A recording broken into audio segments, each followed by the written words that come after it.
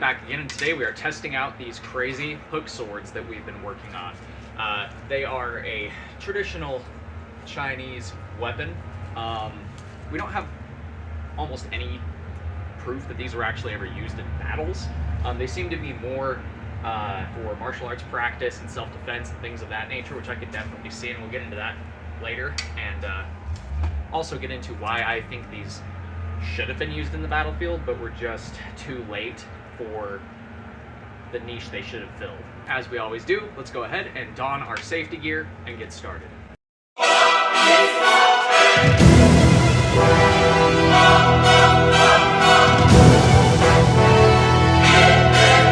got our safety gear on now.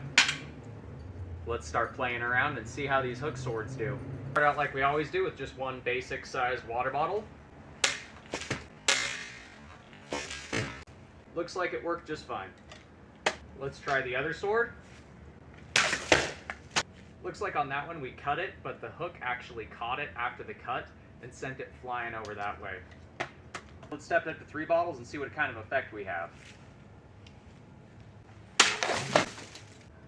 Well, looks like it chopped through all 3 just fine. So let's step it up to something a bit thicker, and I actually want to try and do like a scissor style cut with these, like a lunging scissor cut, so we'll see what we can do with that. Well, these half and half bottles are pretty thick plastic, and it looks like on both of them it caught on their respective side and cut pretty far in, but not all the way through. Now what about our hook tips? I want to see if these can penetrate well. I have no doubt they will, but I just want to see how they function. It's going to be kind of a tricky thing to hit, but let's give it a shot anyway.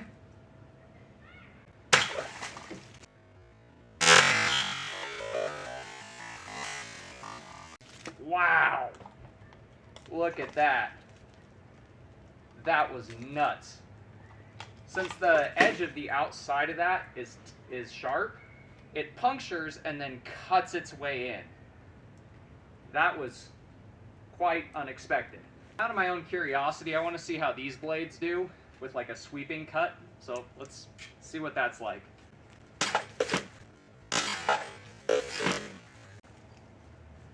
Sliced it right in half with no issue.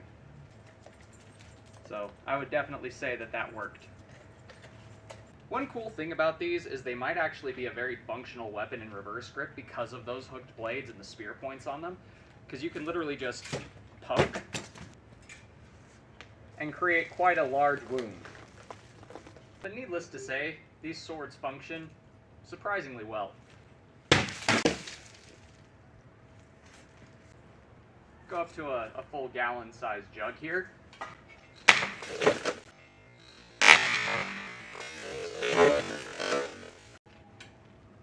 Seems like it works just fine.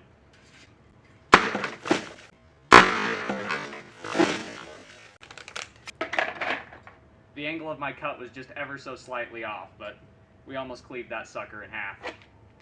So now that we know that they work, let's go ahead, switch to some nice slow-mo camera footage so you guys can get a really good look at these things functioning in high speed.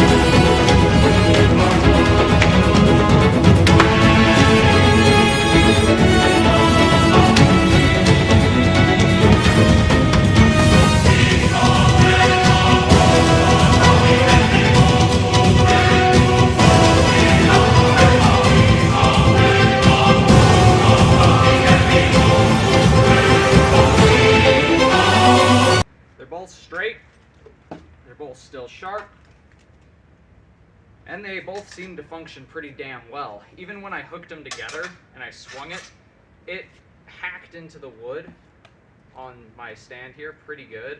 Tore a pretty good chunk of it off right there. And still stayed straight as it stuck that hook blade about 4 inches, 5 inches deep into the base of that bottle. So when they hook them together and they're swinging them, yes, you may disarm yourself, but you're going to do a lot of damage to whatever this thing hits. But needless to say, they function flawlessly. These are quite terrifying weapons, if I do say so myself. But that does it for the cutting portion. Let's go ahead and move on to something that I usually don't do on my testing videos, but for these blades, I'm going to make an exception.